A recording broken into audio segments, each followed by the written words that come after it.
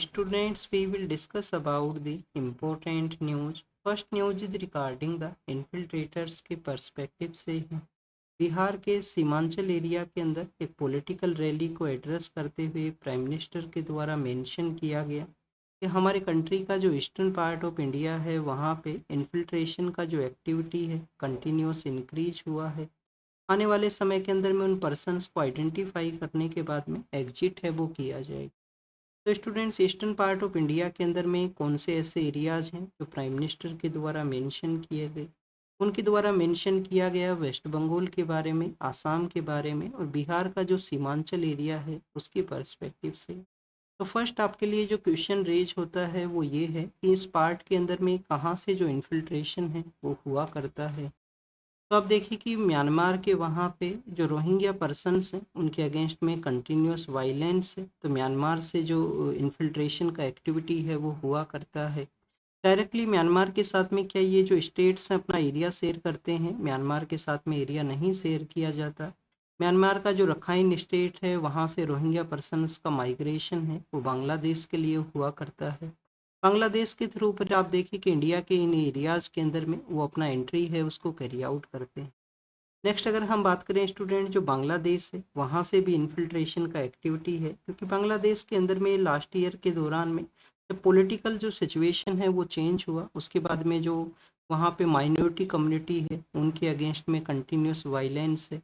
ऐसा कम्युनिटी जो कि अपना पॉलिटिकल जो इन्फ्लुएंस है उसको रखा करता था, जो अर्लियर फेज में जो पॉलिटिकल पावर के अंदर में थे उन पर्सनस के साथ में, तो उनके अगेंस्ट में भी वहाँ पे वायलेंस है। तो बांग्लादेश से फिर लोग हैं वो भी माइग्रेशन को कैरी आउट करते हैं। अब यहाँ पे एक क्वेश्चन ये भी है कि क्यों ये जो माइग्रेशन है जो ईस्टर्न पार्ट ऑफ इंडिया के अंदर में हुआ करता है, क्या हमारा जो प्रॉपर जो बॉर्डर है वो डिमार्केटेड नहीं है, या बॉर्डर के अंदर में क्या ऐसा प्रॉब्लम है कि यहाँ पे जो इलीगल माइग्रेशन है उसको हम रोक है वो नहीं पाते हैं। तो स्टूडेंट, जो प्रॉपर बॉर्डर का जो डिमार्केशन है वो तो प्रॉपर है, बट कुछ जो बॉर्डर का जो टेरेन है वो डिफिकल्ट टेरेन है। कंटिन्यूअस जो सर्विलेंस है वो नहीं किया जा सकता, ह्यूमन सर्विलेंस है वो पॉसिबल नहीं है अपना जो लार्जर बॉर्डर है। फर्स्ट तो आप देखिए कि बॉर्डर का जो एरिया है वो लार्जर है, सेकंड आप देखिए कि ह्यूमन सर्विलेंस है वो पॉसिबल नहीं है। थर्ड अगर हम बात करें, हमारा जो बॉर्डर है वो पोरस भी है, पोरस है डिफिकल्ट टेरेन की वजह से, प्रॉपर फेंसिंग ना होने की वजह से। तो ये कुछ ऐसे रीजन्स हैं जिसकी वजह से आपको इन्फिल्ट्रेशन का जो एक्टिविटी है ईस्टर्न पार्ट ऑफ इंडिया के अंदर में देखने के लिए मिलता है। इसका क्या सॉल्यूशन है, कैसे इस यहाँ पे जो बॉर्डर के थ्रू जो इन्फिल्ट्रेशन है उसको रोका जा सकता है।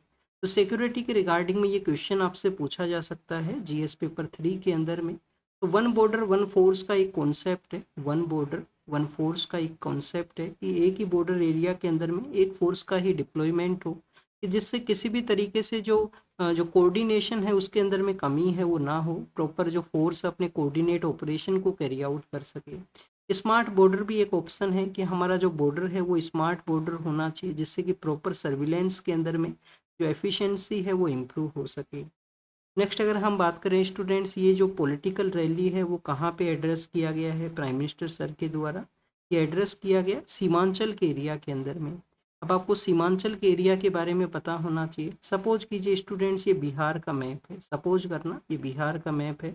होमवर्क है आपके लिए कि बिहार का मैप अपने एटलास के अंदर में, स्कूल एटलास से ज़रूर से देखना। तो बिहार का ये जो ईस्टर्न पार्ट ऑफ बिहार है, जो ईस्टर्न पार्ट ऑफ बिहार है, यहाँ पे आप देखिए कि इस एरिया को सीमांचल एरिया के नाम से जानते हैं। किसके नाम से जानते हैं स्टूडेंट्स? सीमांचल। और इसको कभी कभी सीमांचल कोसी है वो भी बोला करते हैं। कोसी क्यों क्यों इसको प्रोनाउंस करते हैं? जो कोसी रिवर है जिसकी वजह से बिहार में फ्लड का सिचुएशन क्रिएट होता है, या जिसको सोरो बिहार भी बोलते हैं, इस एरिया से कोसी रिवर का जो फ्लो है वो होता है। तो सीमांचल कोसी का वो एरिया है जो कि वेस्ट बंगाल के साथ में एरिया शेयर करता है।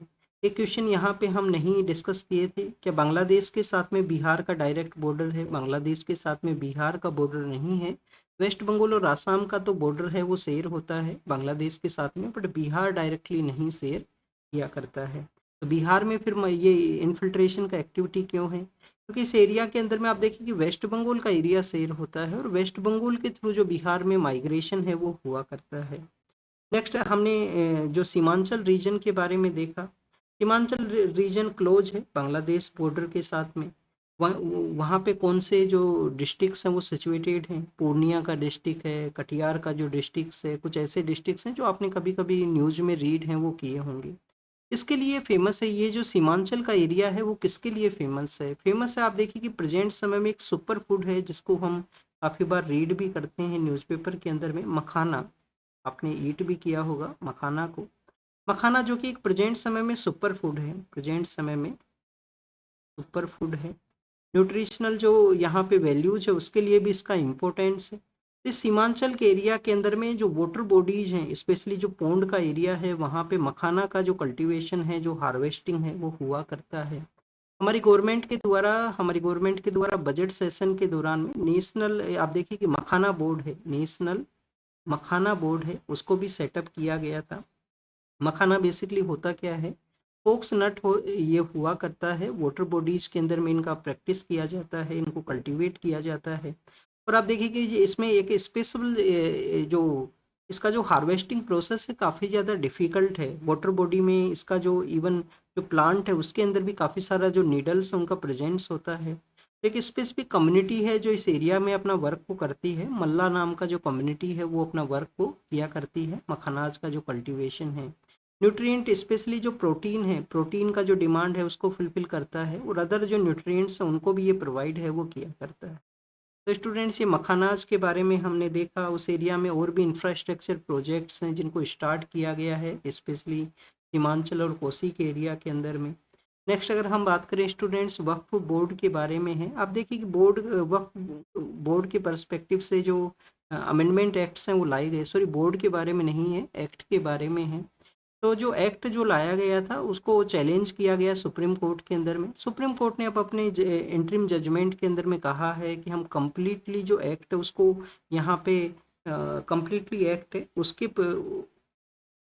उसको फ्रीज या इनवैलिड है वो नहीं कर सकते। कुछ ऐसे प्रोविजंस हैं जो यहाँ पे जो कॉन्स्टिट्यूशनल जो प्रोविजंस हैं उनको चैलेंज करते हैं। उनको बेसिकली आप देखिए कि उनका जो इम्प्लीमेंटेशन है उसको इनवैलिड किया गया है, उनका इम्प्लीमेंटेशन है वो नहीं रहेगा।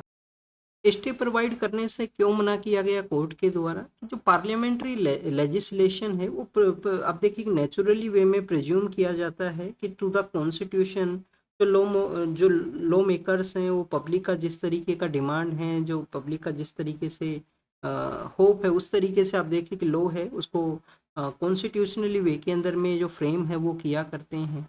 प्रोविजंस जो यहाँ पे चैलेंज करते हैं, स्पेशली आप देखिए कि इस एक्ट का जो एक सेक्शन 3A है, सेक्शन 3C है, सॉरी 3C है।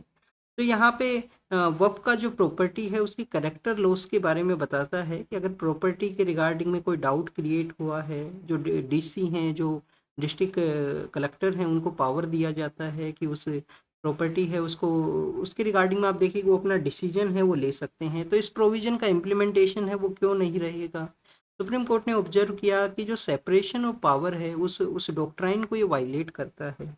सेपरेशन ऑफ पावर को किस तरीके से वायलेट करता है स्टूडेंट्स? ये आप देखिए कि जो टाइटल ऑफ प्रॉपर्टी है जिसको डिटरमाइन करने का जो पावर देना एक रिवेन्यू ऑफिसर को, जो रिवेन्यू का कलेक्शन, आप देखिए कि जो डिस्ट्रिक्ट कलेक्टर होता है वो किसके नाम से है? बेसिकली जो कलेक्टर जो नेम है, रिवेन्यू का जो कलेक्शन उनके द्वारा किया जाता है, लैंड रिवेन्यू का जो कलेक्शन है वो कलेक्टर के द्वारा हुआ करता है। तो बेसिकली स्टूडेंट्स, उसी के रिगार्डिंग में बताया गया है कि एक रिवेन्यू कलेक्टर ऑफिसर के बेसिस पे डिसाइड करना टाइटल ऑफ प्रॉपर्टी। एटलीस्ट जो जो अथॉरिटी है वो जुडिशियल अथॉरिटी होना चाहिए, एक क्वासी जुडिशियल अथॉरिटी है वो होना चाहिए। तो principle of separation of power को ये यहाँ पे वायलेट है वो करता है। नेक्स्ट अगर हम बात करें स्टूडेंट, जो कैपिंग है कि जो नॉन जो इस्लाम के जो फॉलोवर नहीं है जो पर्सन, उनको जो सेंट्रलाइज बोर्ड हो, वक्फ का जो बोर्ड क्रिएट होता है या स्टेट का जो बोर्ड हो उसके अंदर भी कैपिंग कर दिया गया है। इस सेंट्रल बोर्ड के अंदर में 4 मेंबर्स से ज़्यादा, टोटल 22 उनका मेंबरशिप है। तो आप देखिए कि 4 मेंबर्स से ज़्यादा हैं वो नॉन इस्लाम पर्सन हैं, वो नहीं होना चाहिए। स्टेट के अंदर में आप देखिए कि जो नंबर्स हैं वो बताए गए हैं कि 3 से ज़्यादा है वो नहीं होना चाहिए। टोटल 11 जो मेंबरशिप है उसके अंदर में वक्फ बोर्ड की रिगार्डिंग में। इसके अलावा स्टूडेंट्स यहाँ पे वक्फ प्रॉपर्टी के क्रिएशन के बारे में भी है। मिनिमम 5 ईयर का वो फॉलोवर होना चाहिए, 5 ईयर उनको जो इस्लाम का फॉलोवर वो पर्सन होना चाहिए, प्रैक्टिस किया जाए उनके द्वारा उस रिलीजियस रिलीजन को। तो स्टूडेंट्स उसी के बारे में कहा गया है कि उस प्रोविजन को भी यहाँ पे स्टे है वो कर दिया गया। ये कुछ प्रोविजंस थे। नेक्स्ट अगर हम बात करें हमारे कंट्री का जो एक्सपोर्ट है वो लास्ट मंथ के दौरान में जो डाटाज हैं वो बताते हैं कि एक्सपोर्ट इंक्रीज हुआ है। जो ट्रेड डेफिसिट हमारा मैक्सिमम हुआ करता है, मोर हम इंपोर्ट करते हैं, तो ट्रेड डेफिसिट यहाँ पे एक डिक्लाइन सिचुएशन में है। टोटल 9.9 बिलियन के आसपास यहाँ पे जो डिक्लाइन है उसको ऑब्जर्व किया गया। हमारा सर्विसेज के सेक्टर के अंदर में और काफ़ी सारे ऐसे सेक्टर्स हैं जिसमें हमारा जो एक्सपोर्ट इंक्रीज होने की वजह से, इंपोर्ट का डिक्रीज होने की वजह से, ये ट्रेड डेफिसिट का जो नंबर्स है वो हमारा लिटिल बिट कम है वो हुआ है। ट्रेड डेफिसिट का मेजर क्या रीजन है? हमारा जो ट्रेड डेफिसिट हमेशा ट्रेड जो है वो डेफिसिट में होने के बिहाइंड में क्रूड ऑयल, आप देखिए क्रूड ऑयल का जो हम इंपोर्ट करते हैं वो यहाँ पे एक मेन रीजन है वो हुआ करता है। नेक्स्ट अगर हम बात करें स्टूडेंट्स, पंजाब का वो एरिया जहाँ पे फ्लड सिचुएशन क्रिएट हुआ, हमारे जो लीडर ऑफ अपोजिशन है उस विजिट के लिए गए हैं, तो उनके द्वारा आप देखिए कि जो रावी का एरिया है, रावी है, ब्यास है, सतलुज है, वहाँ पे विजिट किया गया। अब उनके द्वारा उस एरिया के अंदर में विजिट किया गया है, तो एग्जाम के लिए क्या इंपॉर्टेंट है? एग्जाम के लिए इन रिवर्स का जो ओरिजिन आपको पता होना चाहिए। रावी जो रिवर है वो कहाँ से ओरिजिनेट करती है? रावी रिवर ओरिजिनेट करती है हिमाचल प्रदेश के अंदर में, जो एरिया है कांगड़ा डिस्ट्रिक्ट के अंदर में, वहाँ पे ओरिजिनेट करती है। ट्राइंगुलर आप देखिए कि सिचुएशन है उसको भी क्रिएट करता है रावी रिवर के द्वारा। ट्राइंगुलर सिचुएशन कहाँ पे क्रिएट करता है? एक तरफ पीर पंजाल होता है, एक तरफ पीर पंजाल हुआ करता है, एक तरफ धौलाधर रेंज हुआ करती है, एक तरफ धौलाधर रेंज है और एक तरफ रावी का जो फ्लो है वो होता है। तो एक ट्राइंगुलर जो सिचुएशन है उसको भी ये क्रिएट किया जाता है। रावी एक ट्रांस बाउंड्री जो क्रिएट है वो करती है इंडिया और पाकिस्तान के बीच में। नेक्स्ट अगर हम बात करें स्टूडेंट्स ब्यास के बारे में है, ब्यास जो रिवर है वो कहाँ से ओरिजिनेट करती है? ब्यास कुंद है रोहतांग, रोहतांग जो पास है वहाँ पे, रोहतांग जो पास है वहाँ पे व्यास कुंड है, उस एरिया से ओरिजिनेट करती है। पंजाब के अंदर में जो हरीके का एरिया है, हरीके के वहाँ पे आप देखिए सतलुज को ज्वाइन करती है, सतलुज को ज्वाइन किया जाता है। यहाँ पे एक और रिवर है सतलुज जहाँ पे फ्लड का सिचुएशन क्रिएट हुआ था, ये कहाँ से ओरिजिनेट करती है? मानसरोवर लेक का जो सदर्न पार्ट है, तो मानसरोवर लेक से ओरिजिनेट करती है। इंडस वाटर सिस्टम का एक इम्पोर्टेंट रिवर है सतलुज, मानसरोवर लेक से ओरिजिनेशन हुआ करता है। तो ये बेसिक इंफॉर्मेशन था यहाँ पे रिवर सिस्टम के बारे में। नेक्स्ट अगर हम बात करें स्टूडेंट्स पंजाब के ही पर्सपेक्टिव से है, जो सिखिज्म है उसके फॉलोवर्स हैं उनके द्वारा अपने कंसर्न्स को रेज किया गया कि नवंबर के मंथ के समय में हम जो बाबा नानक का जो बर्थ एनिवर्सरी है उसको सेलिब्रेट किया करते हैं। तो आप देखिए कि आने वाले समय के अंदर में सिक्योरिटी के जो कंसर्न्स हैं, सिक्योरिटी के जो कंसर्न्स हैं उसके रिगार्डिंग में एप्लीकेशंस को अलाउ नहीं किया गया है मिनिस्ट्री ऑफ होम अफेयर्स के द्वारा कि पाकिस्तान के अंदर में इस समय विजिट करना है वो सिक्योरिटी कंसर्न्स को क्रिएट कर सकता है। विजिट कहाँ पे किया करते हैं? सिखिज्म के जो पिलग्रिमेज के बेसिस पे जो विजिट है वो कहाँ पे हुआ करता है? ननकाना साहिब है। ननकाना साहिब कहाँ है? लाहौर का जो वेस्टर्न पार्ट है उस एरिया के अंदर में ननकाना साहिब है, जहाँ पे बाबा नानक हैं, जो गुरु नानक है उनका बर्थ है वो हुआ था। तो आप देखिए कि उनका जो जयंती है उस समय विजिट है वो किया जाता है ननकाना साहिब, जिसको हम गुरु पर्व के नाम से भी जानते हैं, जो नानक जयंती है उसको। नेक्स्ट अगर हम बात करें, आपको बाबा नानक का जो टाइम पीरियड है वो जरूर से पता होना चाहिए। 1469 से लेकर 1539 का जो टाइम पीरियड है उस दौरान में उनका प्रेजेंस था। आप देखिए कि प्रेजेंस तो वैसे कंटिन्यूस ही है, कंटिन्यूस आपको जो गुरु ग्रंथ साहिब है जिसको कि लिविंग गुरु के रूप से हम कंसिडर करते हैं कि लिविंग गुरु जो प्रेजेंट समय में हुआ करता है।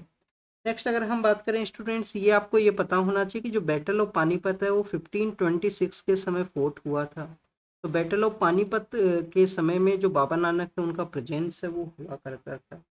तो ये बेसिकली हमने सिखिज्म के बारे में देखा। नेक्स्ट अगर हम बात करें, यहाँ पे आप देखिए कि जो बाबा नानक का जो लास्ट टाइम पीरियड है वो कहाँ पे बीता है?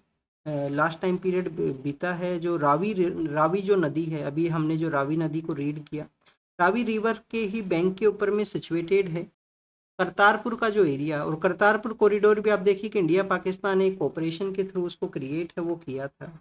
नेक्स्ट अगर हम बात करें स्टूडेंट्स, आधार के बारे में मेंशन है, सुप्रीम कोर्ट ने ऑब्जर्व किया कि आधार जो है वो आपका जो वोटिंग का जो स्टेचूट है उसका ये पार्ट है, वोटिंग का आपका जो यहाँ पे ये पार्ट रखा गया है।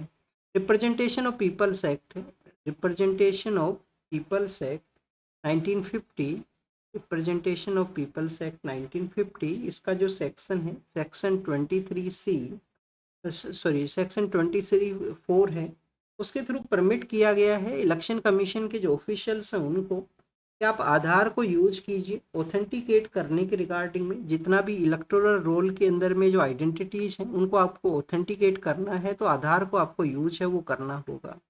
बेसिक यहाँ पे क्वेश्चन ये भी उठता है, सपोज कीजिए आपको ये एक क्वेश्चन पूछ लिया गया, 3 ऑप्शंस आपको दे दिए गए हैं कि एज जो है, एज, सिटीजनशिप और आपका जो डोमिसाइल है,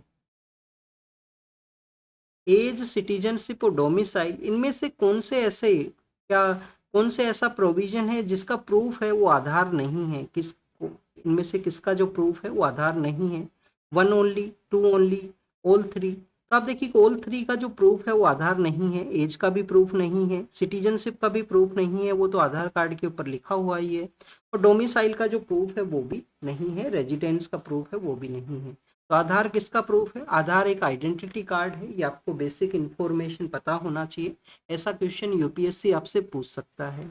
मोस्ट के बारे में है, आप देखिए कि हमारे जो नक्सलाइट्स हैं उनके अगेंस्ट में सिक्योरिटी फोर्सेज का कंटिन्यूस ऑपरेशन है, जो लार्जर लीडरशिप था उनको यहाँ पे एलिमिनेट किया गया है कोबरा जो बटालियन है उनके द्वारा। ये जो फोर्सेज भी आपको पता होना चाहिए, जैसे आंध्र प्रदेश में ग्रे हाउंड नाम का फोर्स हुआ करता है, छत्तीसगढ़ के अंदर में बस्तरिया बटालियन भी एक क्रिएट किया गया था जो नक्सलिज्म है उनको डील करने के रिगार्डिंग में। स्टूडेंट्स, प्राइम मिनिस्टर के द्वारा आप देखिए कि कंबाइंड जो कमांडर कॉन्फ्रेंस उसको भी इनोग्रेट किया है, कहाँ पे, कलकत्ता के वहाँ पे 2 इयर्स के बेसिस पे वो होती है। जो कंबाइंड कमांडर कॉन्फ्रेंस जो 2 इयर्स के बेसिस पे कंडक्ट हुआ करती है, सिक्योरिटी फोर्सेज अपने ऑपरेशंस को मोर इफेक्टिव वे के अंदर में कैरी आउट कर सकें उसके रिगार्डिंग में। फिर कश्मीर का जो फ्रूट मार्केट है उसको किस तरीके से इम्पैक्ट हुआ है, यहाँ पे जो लैंडस्लाइड की वजह से जो कश्मीर को जो कनेक्ट करने वाला एरिया है, कश्मीर को कनेक्ट करने वाला जम्मू रीजन या रेस्ट पार्ट ऑफ इंडिया से लैंडस्लाइड की वजह से आप देखिए कि जो हाईवे है वो ओपन कंडीशन के अंदर में नहीं है। तो यहाँ पे जो फ्रूट के जो हॉर्टिकल्चर सेक्टर जो कि कश्मीर में एक इम्पोर्टेंट रोल प्ले करता है, अराउंड 35 लाख के आसपास जो लोग हैं वो हॉर्टिकल्चर सेक्टर के अंदर में इंगेजमेंट हैं। कश्मीर का जो जो स्टेट का जो जीडीपी है, जो यूटी का जो जीडीपी है, उसका भी 6 to 7% कॉन्ट्रीब्यूशन है इस हॉर्टिकल्चर सेक्टर के ही द्वारा है। और इस समय एप्पल का जो प्रोडक्शन का टाइम पीरियड है तो उसको इम्पैक्ट हुआ है, उसका फ्रूट मार्केट को इम्पैक्ट हुआ है। रेलवे के द्वारा अपना कुछ रेलवे हैं वो चलाई गई हैं क्योंकि रेलवे के साथ में भी कनेक्टेड है, जिससे फ्रूट का जो सप्लाई है वो रेस्ट पार्ट ऑफ इंडिया को कंटिन्यूस हो सके। तो स्टूडेंट्स, ये इम्पैक्ट के बारे में बताया गया, अनप्रेसिडेंट रेनफॉल की वजह से इम्पैक्ट हुआ, अब यहाँ पे मूवमेंट ना होने की वजह से इम्पैक्ट हुआ है, लैंडस्लाइड से जो हाईवे है वो कट सिचुएशन में है। बंजारा कम्युनिटी एसटी के स्टेटस के बारे में है, यूपीएससी ने 2016 का जो प्रीलिम्स का पेपर था उसमें एक क्वेश्चन पूछा था कि बंजाराज है वो कौन है। एक ट्रेडिंग कम्युनिटी है, कंटिन्यूस आप देखिए कि मूवमेंट को कैरी आउट करते हैं एक गांव से दूसरे गांव के अंदर में। डंकी जिनके द्वारा काफी बार आपको देखने के लिए मिलेगा, राजस्थान का जो स्पेशली पार्ट है वहाँ पे बंजाराज। और सोल्ट का आप देखिए कि काफी बार सोल्ट है वो बेचा करते हैं, नमक इनके द्वारा बेचा जाता है। तो बंजारा कम्युनिटी एसटी स्टेटस के बारे में है, कुछ स्टेट्स के अंदर में इनको है, अब ये महाराष्ट्र के पर्सपेक्टिव से डिमांड है, बस आपको ये पता होना चाहिए, क्वेश्चंस ऐसे भी पूछे जाते हैं यूपीएससी के द्वारा। उड़ीसा के अंदर में एक टाइगर रिजर्व है, टाइगर रिजर्व का नाम है सिमलीपाल। सिमलीपाल का जो कोर एरिया है वहां से जो ट्राइबल पर्सन्स हैं जिनको कि इवेक्यूएट करना था तो उसके रिगार्डिंग उन्होंने फ्रॉड के बारे में बताया गया है, रेलोकेशन के पर्सपेक्टिव से फ्रॉड हुआ है तो उसका इंक्वायरी किया जाएगा। एग्जाम के लिए आपको क्या पता होना चाहिए, उड़ीसा में कौन कितने टाइगर रिजर्व हैं? 2 टाइगर रिजर्व हैं, एक तो है सिमलीपाल है, एक आप देखिए कि सतकोसिया है, एक है सतकोसिया। सतकोसिया है वो महानदी जो नदी है, महानदी, महानदी जो रिवर है उसके बैंक के उसके आसपास सिचुएटेड है। और सिमलीपाल के अंदर में आपको ब्लैक टाइगर का भी प्रेजेंस मिलता है, जो ब्लैकिश उसका प्रेजेंस हुआ करता है। नेक्स्ट अगर हम बात करें स्टूडेंट्स, हमारे कंट्री में जिस तरीके से ओबेसिटी इंक्रीज हुआ है चिल्ड्रंस के अंदर में, उनके बारे में मेंशन किया गया। यूनिसेफ का एक रिपोर्ट बताता है, यूनिसेफ क्या है, चिल्ड्रंस के एजुकेशन के बारे में एक ऑर्गेनाइजेशन है यूनाइटेड नेशन का। तो यूनिसेफ का एक रिपोर्ट है फीडिंग प्रॉफिट, कि कैसे हम यहाँ पे कंपनीज का जो प्रॉफिट है उसको फीड करते हैं। Feeding profit how food environment are failing the childrens, कि कैसे जो फूड का जो इन्वायरमेंट है वो चिल्ड्रंस को फेल कर रहा है, कैसे यहाँ पे चिल्ड्रंस में ओबेसिटी है वो एक राइजिंग सिचुएशन में है। तो स्टूडेंट्स यहाँ पे कुछ एज ग्रुप्स बताए गए हैं कि 15 टू 19 का अगर हम एज ग्रुप कंसीडर करें तो उसके अंदर में एवरी 5 चिल्ड्रंस के अंदर में से एक जो चिल्ड्रन है वो एवरेज बेसिस के ऊपर में उसको ओबेसिटी है, ओवरवेट का उसका सिचुएशन है। क्यों है ये ओवरवेट का सिचुएशन, या अगर हम प्रॉपर एज क्राइटेरिया देखें जहाँ पे लार्जर नंबर के अंदर में ओवरवेट है, तो लार्जर नंबर के अंदर में ओवरवेट बताया गया है 5 टू 9 और 10 टू 14, 5 टू 9 और 10 टू 14 यहाँ पे एक रीजन है।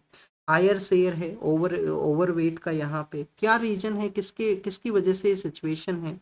फर्स्ट, अनहेल्दी फूड, अनहेल्दी यहाँ पे फूड को कंज्यूम करना, अनहेल्दी फूड है।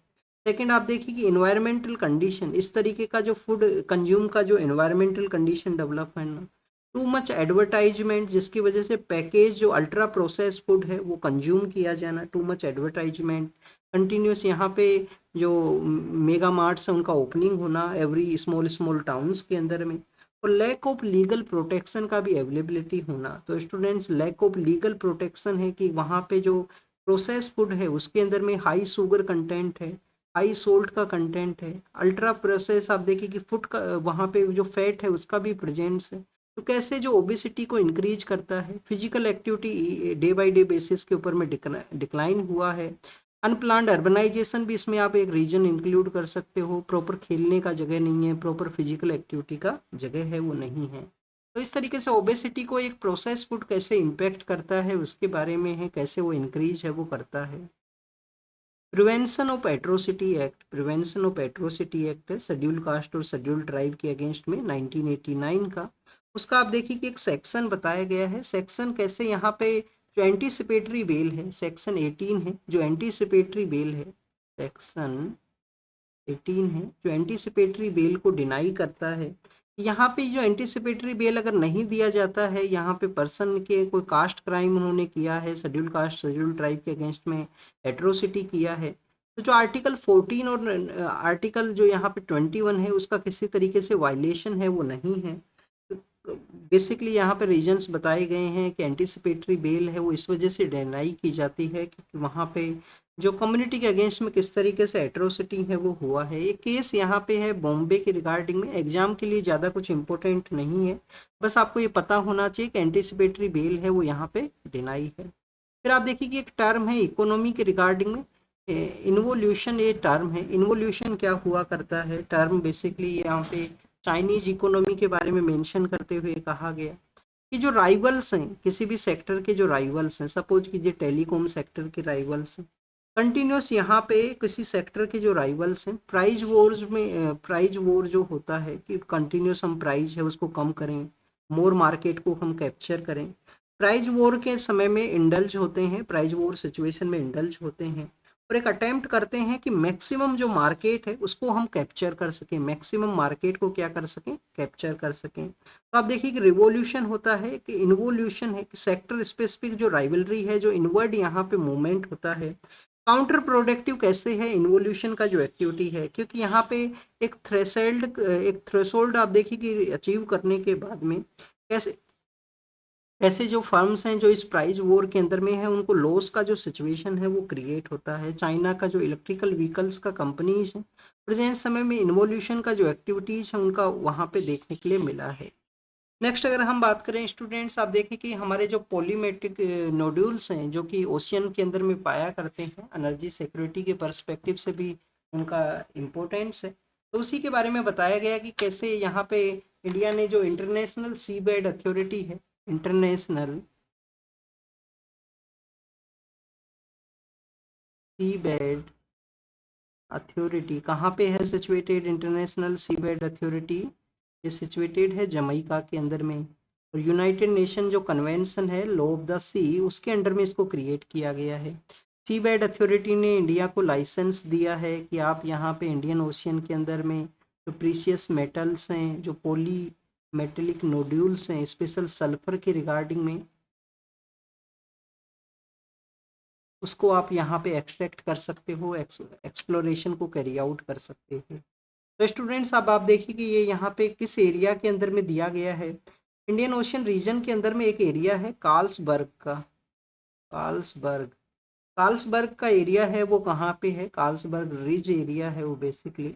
कार्ल्सबर्ग रिज एरिया एक 3 लाख स्क्वायर किलोमीटर का एक स्ट्रेच है, 3 लाख स्क्वायर किलोमीटर का एक स्ट्रेच है इंडियन ओशियन रीजन में। इंडियन ओशियन रीजन के अंदर में ये जो कार्ल्सबर्ग रिज का जो एरिया है, जो वेस्टर्न यहाँ पे जो वेस्टर्न बाउंड्री है, जो अरेबियन ओशियन के साथ में बाउंड्री है, उसको ये क्रिएट करता है। तो आप देखिए कि इंडियन प्लेट और अरेबियन जो टेक्टोनिक प्लेट है उसका ये बाउंड्री एरिया में सिचुएटेड है। पोलीमेटिक नोड्यूल्स के लिए काफ़ी ज़्यादा इंपॉर्टेंट है उस एरिया में। एक्सप्लोरेशन का जो राइट है, जो जो प्रोसेस है वो दिया गया है, अलाउ किया गया है। बेसिकली आपको पता होना चाहिए कि एक डिस्टेंस के बाद में जो एरिया हुआ करता है ओशियन में, जिसको हम हाई सी के रूप से कंसिडर करते हैं, तो वहाँ पे परमिशन रिक्वायर्ड हुआ करता है सी बेड अथॉरिटी का, अगर आपको एक्सप्लोरेशन को कैरी आउट करना है। 200 नॉटिकल जो माइल्स का एरिया है वहाँ तक आपको अलाउ हुआ करता है, जो आपका एक्सक्लूसिव इकोनॉमिक जोन है उसके अंदर में हम काउंट करते हैं, और उसके आउटसाइड के अंदर में हाई सी का एरिया हुआ करता है। यूएस के जो चीफ नेगोशिएटर हैं इंडिया के विजिट के लिए आए हैं। इंडिया आप देखिए कि जब से टैरिफ का इंक्रीज हुआ, टैरिफ के इंक्रीज के बाद में इंडिया और यूएस के जो फ्री ट्रेड एग्रीमेंट के रिगार्डिंग में, या जो ट्रेड डील होने वाला था उसका आप देखिए कि यहाँ पे जो ट्रेड डील होने वाला था उसकी जो नेगोशिएशन है वो स्टॉप हुए थे। फिर लेटर फेज के अंदर में आपको इंडिया के साथ में स्पेशल पार्टनरशिप है वो बताया गया था यूएस के प्रेसिडेंट के द्वारा। अब फिर से जो नेगोशिएशन है वो स्टार्ट हुए हैं। आने वाले समय के अंदर में हो सकता है कि ट्रेड के रिगार्डिंग में कुछ डिस्कशन है वो एग्जिस्टेंस में आए। उसी के पर्सपेक्टिव से हमारे यूएन के अंदर में जो रिप्रेजेंटेटिव हुआ करते थे, डिप्लोमेट हुआ करते थे, टीएस त्रिमूर्ति सर, उनके द्वारा कहा गया इंडिया यूएस के जो रिलेशन है वो इस तरीके से नहीं होना चाहिए कि एपिसोड की बेसिस पे उनको डिसाइड किया जाए। लार्जर हमको रिलेशंस को कैरी आउट करना चाहिए।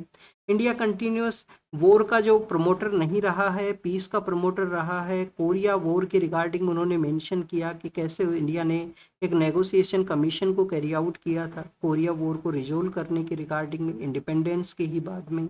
ऐसे इंडिया कंटिन्यूस पीस का जो प्रमोटर रहा है, यूनाइटेड नेशन सिक्योरिटी काउंसिल की रिफॉर्म का जो डिमांड है उसको भी यहाँ पे मेंशन है वो किया गया। एआई का अगर एफिशिएंसी आप देखिए कि एआई का स्किल्स को यूज किया जाए तो हमारे यहाँ पे जीडीपी के अंदर में 8% का कंट्रीब्यूट है वो हो सकता है, ये यहाँ पे मेंशन है।